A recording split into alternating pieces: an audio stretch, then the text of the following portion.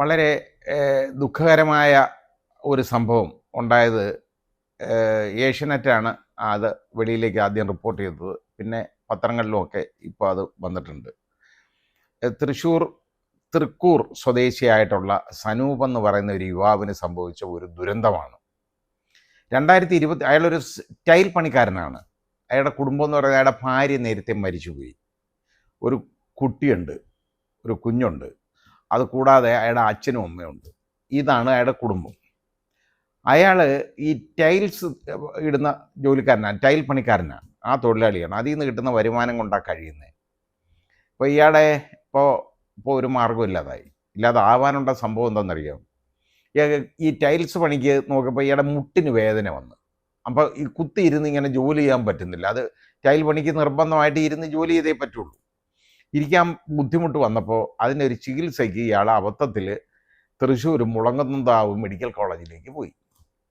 Bike ഓടിച്ചാൽ പോയ അയാൾ അങ്ങോട്ട് പോയത് 2023 അയാൾ മനസ്സിലാക്കിയില്ല. ഇനി അയാൾക്ക് അതോടുകൂടി അവസാനമായിട്ടാണ് അയാളുടെ ജീവിതത്തിൽ ബൈക്ക് ഓടിക്കുന്നതെന്ന് അയാൾക്ക് മനസ്സിലായില്ല. പോകുമ്പോൾ അവിടെ ചെന്നു. അവിടെ അയാളെ തറയെ കിടത്തി ചികിത്സ തുടങ്ങി. തറയിലെ കിടത്തി കയ്യിൽ ഈ കാനുലായിട്ട് ഈ മരുന്ന് കൊടുക്കാനും ഇതൊക്കെ ആയിട്ടാണ് ചെയ്തു വെച്ചേക്കുന്നത്. ഇത് മരുന്ന് അങ്ങോട്ട് കയറ്റി കഴിഞ്ഞപ്പം ഒരു ഇയാൾക്ക് വലിയ പ്രശ്നമായി. കൈക്ക് വലിയ വേദന, അവിടെ എല്ലാം ചൊറിഞ്ഞ് താടിച്ച് നാശമായി. അത് റിയാക്ഷനാണ്. വളരെ വലിയ ബുദ്ധിമുട്ടുണ്ടായപ്പോൾ അത് ആദ്യമൊന്നും അവർ ശ്രദ്ധിച്ചില്ല, പറഞ്ഞിട്ടൊന്നും അത് സാരമില്ലെന്ന് പറഞ്ഞു. കുറച്ച് കഴിഞ്ഞപ്പോഴത്തേക്ക് ഇയാളുടെ വായിൽ നിന്ന് മൂക്കിൽ നിന്നും ഒക്കെ ബ്ലഡ് വരാൻ തുടങ്ങി, രക്തം വരുന്നു.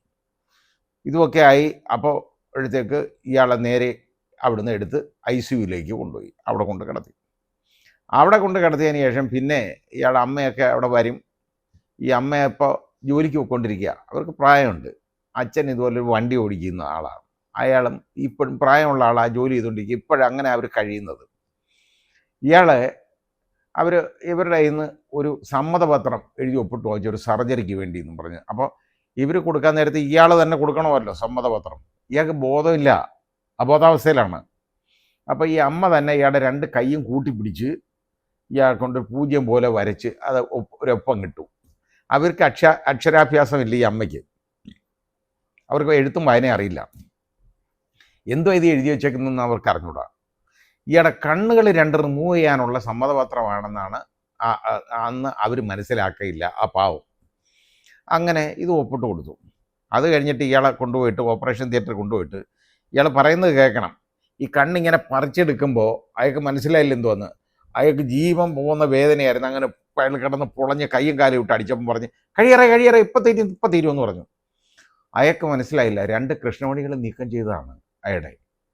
അപ്പോൾ അതിന് പല കാര്യങ്ങളാണ് പറയുന്നത്. പ്രഷർ കൂടി കണ്ണിന് നാശമായെന്നും, ഇയാളെ കണ്ണിന് പ്രഷർ വന്നാൽ പ്രശ്നമുണ്ട്, ശരിയാണ്. പക്ഷേ ഇതെങ്ങനെ വന്നു? അയാൾക്ക് അതുവരെ ഇല്ലായിരുന്ന സൂക്കേട് അയാൾ മുട്ടുവേദനയായിട്ട് പോയവനാണ്.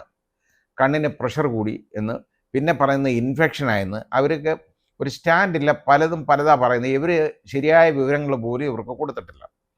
അങ്ങനെ മെഡിക്കൽ റെക്കോർഡ്സ് ഇവർക്ക്. അന്നേരം ഇത് കഴിഞ്ഞതിന് ശേഷം ഇയാളുടെ അടുത്ത് പറഞ്ഞു, ഇനി ജില്ലാ ആശുപത്രിയിലോട്ട് പോയാൽ മതി എന്ന് പറഞ്ഞു. കാരണം മെഡിക്കൽ കോളേജിലാണെന്നല്ല, അവിടെ സ്ഥലമില്ലല്ലോ. അപ്പോൾ ജില്ലാ ആശുപത്രിയിലോട്ട് പോയാൽ മതി എന്ന് പറഞ്ഞ് അയാളെ അവിടുന്ന് ഡിസ്ചാർജ് ചെയ്തു. അതും ഡിസ്ചാർജ് ഓൺ റിക്വസ്റ്റാണ്. ഇയാൾ ആവശ്യപ്പെട്ട അനുസരിച്ച് ഡിസ്ചാർജ് ചെയ്യുന്ന എഴുതി കൊടുത്തിരിക്കുന്നത്. അപ്പോൾ ഈ മെഡിക്കൽ റെക്കോർഡ് കൊണ്ടുപോകണമല്ലോ. അപ്പോൾ റെക്കോർഡ് കൊടുത്തപ്പം അതിൻ്റെ ഒരു കോപ്പിയൊക്കെ എടുത്തിട്ട് ബാക്കിയെല്ലാം അവരങ്ങ് വാങ്ങിച്ചു കൊടുത്തിട്ടുണ്ട്. ഇത് പ്രശ്നമാകുമെന്ന് അവർക്കറിയാം. ഈ പാവമാണ് അയാൾ. 2 കണ്ണും പോയി. അയാൾ പറഞ്ഞുകൊണ്ടിരിക്കുക, ഇപ്പോൾ ഞാൻ നന്നായിട്ട് ജോലി ചെയ്തുകൊണ്ടിരുന്നവനാണ്, അയാൾ പറയുന്നത് അടിച്ചു പൊളിച്ച് ജോലി ചെയ്തുകൊണ്ടിരുന്നവനാണ്. സനൂപിൻ്റെ വാക്കുകളാണ് അത്. ഇപ്പോൾ എനിക്ക് വീട്ടിൽ തന്നെ ഇങ്ങനെ ഇരുന്ന് തലയ്ക്ക് ഭ്രാന്തായി തുടങ്ങി. അയാൾ ശരിയാണ്, ഒരു മനുഷ്യനെ അങ്ങനെ ഇരിക്കണ്ടേ? കാഴ്ച മുഴുവൻ ഒന്നുമില്ലല്ലോ, കണ്ണ് തിരഞ്ഞെടുത്ത് കളഞ്ഞു. അപ്പോൾ ഇത് യഥാർത്ഥത്തിൽ നോക്കണം. അയാൾ സ്വന്തമായിട്ട് ബൈക്ക് ഓടിച്ച് മുട്ടുവേദനയുടെ കാര്യത്തിന് ആശുപത്രി പോയവനാണ്. തിരിച്ച് അന്ധനായിട്ട് 2 കണ്ണും ഇല്ലാതാണ് തിരിച്ച് വീട്ടിലേക്ക് വരുന്നത്. ആ സാഹചര്യം ഒന്ന് ചിന്തിച്ചു നോക്കണം. അപ്പോൾ ഇതെന്താ സംഭവിച്ചതെന്നൊക്കെയുള്ള കുറിച്ച് അന്വേഷിക്കാൻ പോകുമ്പോൾ പറയുന്നത് എന്തെന്നറിയോ? അയാളെ ചികിത്സിച്ച് ഡോക്ടർ ഇപ്പോൾ ഇല്ല, അവിടുന്ന് പോയെന്ന്. കാര്യം എളുപ്പമുണ്ടല്ലോ. ഇതാണ് നമ്മുടെ മെഡിക്കൽ കോളേജിൻ്റെ അവസ്ഥയാണ് ഞാനീ പറഞ്ഞത്. മുളങ്കുന്നത്തുകാവ് മെഡിക്കൽ കോളേജിൻ്റെ അവസ്ഥയാണ് ഞാൻ ഈ പറഞ്ഞത്. നടന്ന ഒരു സംഭവമാണ്. അപ്പോൾ അയാൾ ജീവിച്ചിരിക്കുന്ന രക്തസാക്ഷിയാണ്. അപ്പോൾ ഇയാൾക്ക് ഒരു മാർഗവുമില്ല ഇപ്പോൾ കഴിയാൻ. കാരണം ചിലവ് കഴിയാനില്ല. അയാൾ അനങ്ങാതിരിക്കുകയാണ്. അയാളുടെ പ്രായമായ അച്ഛനും അമ്മയാണ് പോയി കൂലിപ്പണി ചെയ്താണ് ഇയാളിപ്പോൾ ചിലവ് കഴിയുന്നത്. അതൊന്ന് നോക്കണം, നമുക്ക് മനസ്സിലാക്കേണ്ട ഒരു കാര്യമാണ്. എന്തുമാത്രം സങ്കടകരമായ ഒരു അവസ്ഥയാണ് ആ മനുഷ്യനുണ്ടായത്.